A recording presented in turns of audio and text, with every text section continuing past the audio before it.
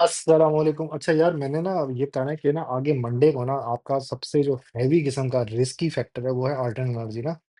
तो एक तो मसला ये होगा कि बीओपी पे मुझे लग रहा है कि कैप आ जाएगा। कैप क्या होता है कि ना आप बहुत ज्यादा बाइंग होगी क्योंकि इस स्टॉक ने ना रिजल्ट अच्छा दे दिया।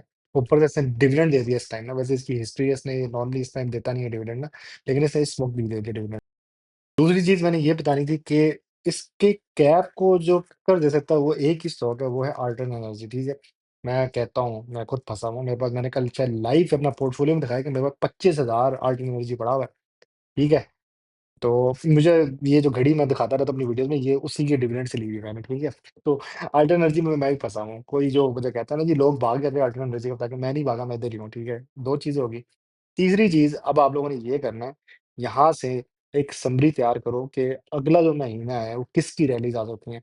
अब लोग कहते हैं जी सीमेंट कहेगी, तो यार सीमेंट खाली एक दो दिन का ये शेयर है, रोज नहीं आ रही। ये सोच इस तरह चलती है कि जी आज जो है ना छक्का लग गया जी कि वो सैलाब आया हुआ है, तो शायद सीमेंट की जरूरत पड़ेगी। लोग सोचते हैं इस सेंस से, है ना।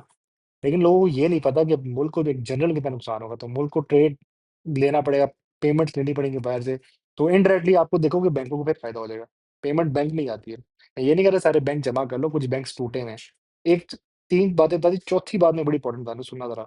अच्छा, मुझे ना एक बंदे का मैसेज आया था ना, उसने कहा था क्यों ना ये मेरे पास पैसे मैं डायरेक्ट इन स्टॉक्स में डालता हूँ जो ब्लू चिप्स कंपनीज है ना। आपने डायरेक्ट पैसे ब्लू चिप्स कंपनीज में डायरेक्ट नहीं डालना, याद रखना। आपने हर स्टॉक का ना एक 5 ईयर का प्लान पिछला देखना, मैंने लाइव ये सिखाया भी था कल में। और आपने उसका अगला भी एक प्रोस्पेक्ट देखना वो कहाँ जा रहा है, और उसका आपने एक वाईटीडी देखना कि 1 साल के अंदर कहाँ से शुरू हुआ था कहाँ तक गया था। फिर आपने ये चेक करना है कि ये डिविडेंड कितने देता है, इसकी ईपीएस एनुअली चेक करनी है, और इसकी वो चेक करनी है, क्वार्टरली चेक करनी है। फिर आपने उससे रिलेटेड न्यूज़ निकालनी है। ये बड़ी बातें बता रहा हूँ मैं, बड़ी इंपॉर्टेंट की बात है। फिर आपने ये चेक करना है कि उस स्टॉक की आस-पास की कोई न्यूज़ से क्या इफ़ेक्ट होता है, और विद इंडेक्स में से मैं देख रहा हूँ कोई आ नहीं रहा था। अच्छा, फिर आपने विद इंडेक्स भी देखना है कि इंडेक्स तो बढ़ता गया, क्या इस स्टॉक में भी कोई अप है कि डाउन हुआ है। कुछ ऐसे स्टॉक हैं डब्ल्यूटीएल जैसे, वो रिवर्स ही मुड़े हैं, मतलब वो 21 से स्टार्ट हुआ वो स्टॉक था, गिरता गिरता एक पे आया हुआ है। ठीक है, तो आपने वो भी चेक करना है, ये बहुत इंपॉर्टेंट चीज़ है। और आपने अपना दिमाग में प्लान बनाना है कि जो अगला महीना है वो किसका होता है। ऑयल की रैली है, बैंक्स की फिर से रैली आ जाएगी।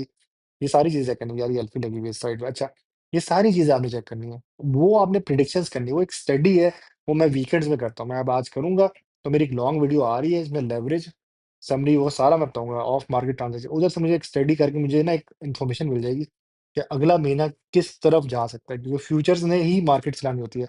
हम तो स्पॉट वाले हैं ना, हमने सिर्फ तुक्के मारने होते हैं। तो लेट्स सी क्या बनता है।